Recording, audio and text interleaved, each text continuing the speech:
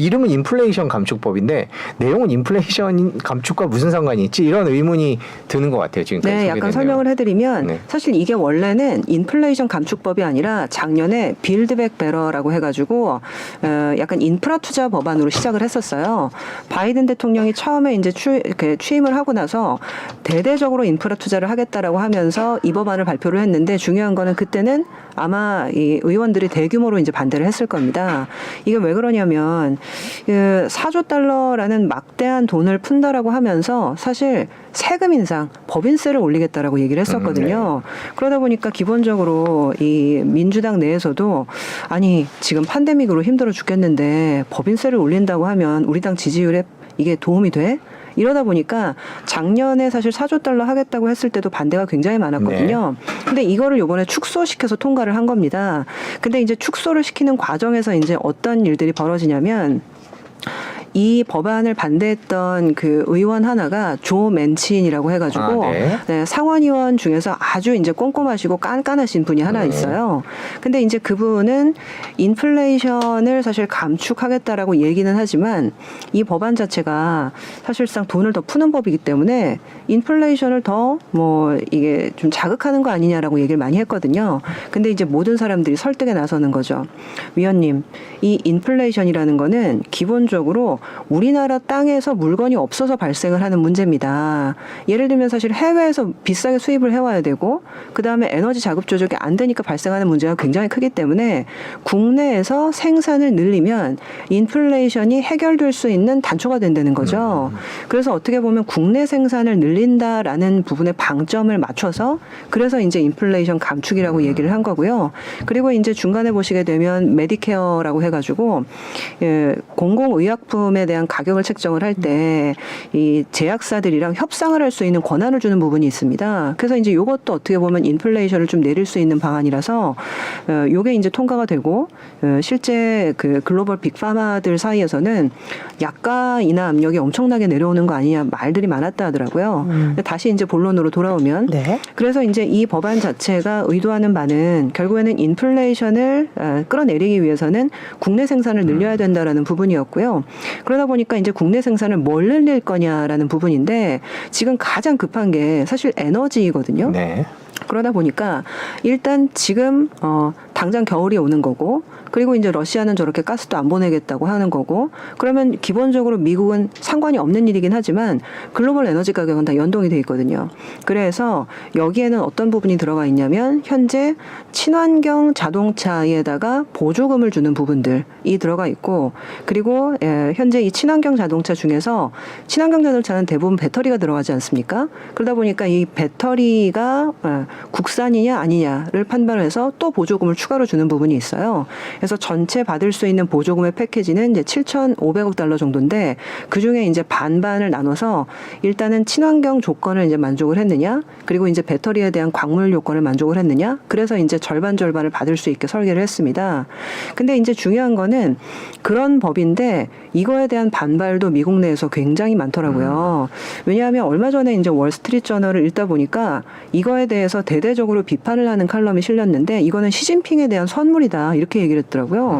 그래서 이게 왜 시진핑에 대한 선물인가 해가지고 읽어봤더니 지금 현재 미국의 어떤 에너지 생태계가 사실상 화석연료에 많이 이제 치중이 되어 있잖아요. 아직까지는. 왜냐하면 셰일가스나 이제 오일이 나기 때문에. 근데 이제 이 상황에서 완전히 이제 친환경 쪽으로 생태계를 돌려버리게 되면 중요한 거는 그 과정에서 사실은 뭐 희귀자원이라든지 뭐 희토류라든지 이런 게 많이 필요한데 그 희토류를 다 틀어지고 있는 거는 중국이라는 거죠. 근데 사실은 이 희토류에 대해서 자급자족이 안 되는 상황에서 이거를 이렇게 빨리 돌려버리면 중국만 좋은 일 시키는 거다. 결국에는 이제 시진핑이 구석에서 박수치고 있는 거 아니냐. 이렇게 빨리 전화를 하는 거는 굉장히 잘못된 거라고 월스트리트 저널에서 대대적으로 비판을 했더라고요. 그리고 이제 또 하나 좀 재밌었던 부분이 그 텍사스 같은 경우가 이번에 2주 전에 성명을 냈는데요. 이게 뭐냐면 텍사스는 아시겠지만은 원유 팔아서 먹고 사는 주입니다. 근데 이제 텍사스에다 이제 주 연기금이 있어요. 공무원 연기금. 근데 이 텍사스의 연기금이 글로벌 20위에 해당될 정도로 굉장히 지금 자금이 많은 연기금인데 여기에서 앞으로는 화석 연료를 보이콧하는 기업들에게는 우리가 투자하지 않겠다라고 해서 성명서를 발표를 하고 그 성명서 안에다가 엑셀이 첨부가 되어 있더라고요. 제가 그 엑셀을 열어봤어요. 네. 그랬더니 첫 번째 화석 연료를 보이콧하는 금융사들 9개. 그래서 이제 하나는 블랙락이 들어가 있었고요. 그리고 이제 유럽 기업들이 굉장히 ESG나 환경에 대해서 아주 적극적이었기 때문에 유럽 금융사들이 다수 포함이 돼 있고, 그리고 그 다음 시트에는 펀드들이 한 300몇 개가 포함이 되어 있더라고요. 그래서 이제 이 펀드들이 대부분 ESG나 이런 펀드들인데 결과적으로 화석연료를 보이콧하고 친환경에 대해서 우호적인 스탠스를 이렇게 뭐 내보이는 금융사, 그 다음에 펀드들은 텍사스 주 연기금은 투자하지 않겠다라는 거죠. 그러니까 지금 보면 사실 이거를 굉장히 잘 생각할 필요가 있는데 미국 내에서도 아주 반발이 많은데 중요한 거는 11월 중간선거 앞두고 너무 졸속 통과를 한 거 아니냐. 지금 이런 비판이 미국에서도 분명히 좀 있거든요. 그래서 이제 미국이 사실은 이거를 뭐 대대적으로 홍보를 하고 우리가 이제 굉장히 이제 너네들을 위해서 내지는 일자리를 창출하고 막 이렇게 광고는 하고 있지만 오히려 미국 내에서 이 부분에 대한 반발이 없는 건 아닙니다. 그래서 상당히 좀 논란이 있을 수 있고 그러다 보니까 이제 11월 중간선거 앞두고 약간 정치적으로 이거를 좀 이용한 거 아니냐 그런 생각도 좀 하시는 것 같아요. 네. 그럼 결국 핵심은 이제 돈 풀기를 통해서 인플레를 자극하지 않고 그 목적대로 어떤 오히려 이제 국내 생산을 늘려서 유도해서 이제 인플레를 잡는 그 목적이 달성이 되면 그래도 아마 이 반발이 좀 줄어들 텐데 사실 시간이 꽤 걸리잖아요, 사실은. 특히 이제 우리나라한테 또 이제 관심이 직접적으로 이게 생긴 게 이제 현대차가 이제 가장 두드러진 건데 정부 차원에서도 이의를 제기하겠다. 뭐 대표단을 보내고. 근데 우리나라만 지금 그러니까 미국 내 반발도 있고 지금 해외 다른 국가의 반발도 있는 것 같아요. 다른 나라도 비슷한가요? 유럽 국가도 네, 정확합니다. 사실 지금 유럽도 지금 이거는 대놓고 우리를 차별하는 거다. WTO에 제소를 하겠다라는 지금 입장을 내세웠고요. 사실 우리나라는 사실 유럽보다도 더 억울할 수 있는 게 아시겠지만 WTO에 제소하는 거는 유럽과 이제 동일하게 할 수 있는데 우리나라는 한미 FTA를 FTA 죠. 체결을 네. 한 국가거든요. 근데 이제 한미 FTA 조항에 보면 그게 있어요. 조약 당사국의 입장에서는 내국인 대우라고 해가지고 일단 해외 수입품이라도 그게 국경 안에 들어오게 되면 국산과 수입품을 차별하지 않고 동일 상품으로 대우한다라는 그 내국인 조항이라는 게 있거든요. 그 조항을 위반한 거 아니냐라고 지금 얘기를 하고 있거든요. 그래서 아마도 사실은 국회 부의장께서 가가지고 이제 이런 부분들을 많이 어필하신 걸로 알고 있는데 중요한 거는 이제 미국 입장에서는 그 부분은 우리가 좀 검토를 해봐야 되겠지만 딱히 지금 와서 대통령 사인까지 끝난 법안에 우리가 구제해 줄 수 있는 방법이 있을까? 지금 이렇게 얘기를 하고 있는 것 같더라고요. 사실 뭐 어떤 특정 기업을 예외로 해주거나 특정 국가를 그렇게 해줄 수 가능성은 없을까요? 한국은 FTA 체결 국가니까. 그래서 사실은 그 부분을 이제 걸고 넘어지는 네. 건데 지금 우리 정부는 안 되면 WTO 제소까지도 가겠다고 하는 입장인 것 같아요. 근데 WTO 제소에 대해서도 좀 알아보니까 이게 지금 난관이 좀 있더라고요. 뭐냐면 지금 WTO가 제 기능을 못 하고 있습니다. 네. 뭐냐면 그 트럼프 행정부 때 트럼프가 대통령이 되자마자 했던 게 있어요. 이 WTO는 미국의 국익에 해악을 끼치는 기구다라고 해가지고 이 WTO에다가 미국이 굉장히 많은 예산을 대고 있는데 사실상 해외 국가가 미국을 제소하는데 이 WTO의 기구가 쓰인다고 생각을 하니까 이게 진짜 아주 몹쓸 기구다 막 이렇게 해가지고 그때 상임위원을 임명을 해야 되는데 그거를 안 해버립니다. 근데 그러면 무슨 문제가 생기냐면 상임위원이 있어야지 전체적으로 뭐 이게 재청권이 있고 이제 과반수가 설정이 돼가지고 뭔가 합의를 할 수 있는데 상임위원이 없다 보니까 기본적으로 이 제소를 진행을 할 수가 없는 거예요. 현재. 그래가지고 2019년도 이후로 지금 제소가 실질적으로 판결이 난 케이스가 0건입니다. 한 건도 없어요. 2017년 이후에. 2019년 이후요. 19년 네. 이후에. 네. 그래서 사실 지금 현재 이러한 어떤 WTO의 상태를 좀 알고 어떻게 보면 이거를 좀 미국이 좀 알고서 이제 이렇게 이제 일을 진행시키고 있는 거 아닌가라는 의구심도 좀 있는 상황인 것 같고요. 사실 트럼프가 임명을 안 했으면 바이든 대통령 돼서는 임명할 수 있거든요. 네. 근데 여전히 임명을 안 하고 있습니다. 이런 부분이 있는 거죠. 그럼 결국은 우리가 시간이 꽤 그러니까 있어도 한 1년 1, 2년, 2, 3년 걸리는데 지금은 진행조차 되지 않으니까 사실은 제소라는 액션은 취할 수 있지만 실익이 있을까? 그래서 이게 어떤 유효한가 이런 얘기들이 반발이 나오고 있는데 그렇게 생각하면 결국 현대는 공장 짓는 거 앞당기겠다 이런 그런 대책밖에 지금 손 쓸 수 있는 방법이 뭐가 있을까요? 네, 지금 일단 입장에서는 2025년이 지금 조지아 공장 완공인 걸로 네. 알고 있는데 요거를 좀 앞당기는 거를 내부적으로 논의를 한다. 이런 얘기들이 좀 나오고 있고요. 그리고 또 하나는 현재 이제 가동률상 지금 100%가 돌아가는 상황은 아니고요. 약간 여유가 있기 때문에 일부 지금 전기차 모델을 위해서 라인을 조금 바꿔서 올해 연말 그리고 이제 내년 하반기쯤에 실제로 지금 현대기아의 지금 플러그인 하이브리드 그다음에 전기차는 100% 현지 생산이 아니라 이제 우리나라에서 생산해서 다 보내고 있거든요. 근데 일부 모델은 이제 거기에서 당겨서 생산하는 방안도 지금 얘기가 좀 되고 있는 것 같아요. 그래서 이제 아예 못 맞출 정도는 아니다라고 지금 얘기는 되고 있고요. 근데 이제 어쨌거나 그런 상황임에도 기분은 좋지는 않은 거죠. 그렇죠. 네. 그럼 말씀하신 대로 차한테는 그렇고 그럼 배터리는 좀 괜찮을 수 있는데 또 말씀하신 그 중국에 대한 그 원재료 의존도 때문에 또 약간 배터리 쪽은 조금 어떻게 보세요? 그 이번에 감축.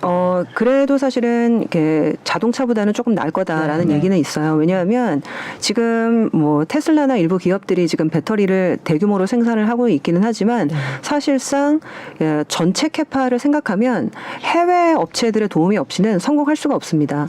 그래서 이제 LG 에너지 솔루션 같은 경우에도 GM이나 이런 기업들이랑 굉장히 오래 관계를 맺고 계속적으로 이제 배터리를 좀 납품을 하고 있는데 그러다 보니까 오히려 현지 투자가 늘어나면 이런 부품이나 소재 기업들한테는 굉장히 좋은 거예요. 네. 그래서 이제 LG 에너지 솔루션 같은 경우에는 요 인플레이션 감축법이 통과가 되고 아마 8월 한 달 제가 수치가 정확하게 기억이 안 납니다만 한 10% 넘게 올랐어요. 그래서 전체적으로는 좀 그런 기대감이 좀 있는 상황이고 물론 지금 광물에 대한 요건들 예를 들면 보조금을 받으려면 지금 LG 에너지 솔루션이 공급하는 배터리에서도 중국 광물은 얼마 쓰면 안 되고 호주 거를 얼마 써야 되고 이런 부분들은 있거든요. 네. 그래서 아마 그런 부분에 대해서까지 내년도에 아주 구체적으로 오더가 좀 들어오긴 할 텐데 일단은 그래도 배터리는 좀 나은 상황이다라고 얘기를 많이 하고 있고 특히 이제 재밌는 거는 요번에 그 인플레이션 감축법 안에 그 배터리 재활용 이 재활용된 소재에 대해서는 인정을 하겠다라는 부분이 들어가 있어요. 그래서 어떻게 보면 칠레나 호주에서 전부 다 가져다 쓸 수는 없기 때문에 재활용된 부분에 대해서는 소재를 인정하겠다라는 부분들이 있어서 아마도 사실은 재활용에 대한 기술 투자나 이런 것들이 굉장히 활성화될 가능성은 있을 것 같고요. 그리고 이제 자동차 부품사들 같은 경우에도 어쨌거나 현지 투자를 지금 현대기아가 늘릴 수밖에 없기 때문에 미국 현지화 비중이 높은 부품사들은 지금 주가가 많이 올랐습니다. 그래서 이제 SL이라든지 그리고 화신이라든지 이런 기업들은 지금 미국 내 공장 비중이 굉장히 높은 회사들인데 이런 기업들은 좀 수혜가 될 거다 이런 시각들도 있는 상황이고요. 네. 지금 저희가 인플레이션 감축법의 영향을 짚어보고 있는데요. 우리나라 전기차 문제와 배터리 문제까지 얘기를 했고요. 아까 말씀해 주신 것 중에 제가 지금 여쭤보고 싶은 게 있는데 그 월스트리트 저널 얘기가 이제 약간 석탄 연료, 그러니까 화석 연료라 그러죠. 화석 연료와 친환경 연료 사이의 갈등 아닐까라는 그런 느낌도 저는 받았었거든요. 그러니까 예를 들면 민주당은 그러니까 바이든 대통령은 친환경이고 예를 들면 공화당의 트럼프 전 대통령 같은 경우에는 석탄 석유 산업 같은 그러니까 예전에 화석 연료를 지지하고 약간 이번 선거를 앞두고 이런 식의 뭐라 그럴까요? 그 주도권 싸움 그런 게 벌어지고 있는 거 아닌가라는 생각도 좀 들던데 어떻게 보셨어요? 사실은 정확하십니다. 그러니까 이게 사실은 좀 졸속 통과됐다고 제가 아까 말씀을 드렸는데 이러한 어떤 좀 부정적인 부분들이 분명히 좀 있는데도 불구하고 중간 선거를 앞두고 좀 빨리 통과를 시키려다 보니까 좀 무리를 한 거거든요. 근데 이제 어떻게 보면 사실 지금 표면적으로는 화석연료와 신재생 에너지 간의 어떤 좀 이권 다툼과 헤게모니 싸움으로 볼 수 있는데 사실 큰 줄기에서는 결과적으로 에너지 독립과 자급자족이라는 안보의 문제 이것들을 모든 국가들이 많이 고민을 좀 하고 있어요. 그래서 저는 좀 놀란 게 이 인플레이션 감축법이 통과된 다음에 유럽에서도 지금 비슷한 거를 추진을 하고 있습니다. 그래서 이게 이제 그 원자재법이라고 해가지고 로우 머티리얼 관련된 이제 법인데 이 법이 인플레이션 감축법인 IRA와 굉장히 비슷한 구조를 갖고 있어요.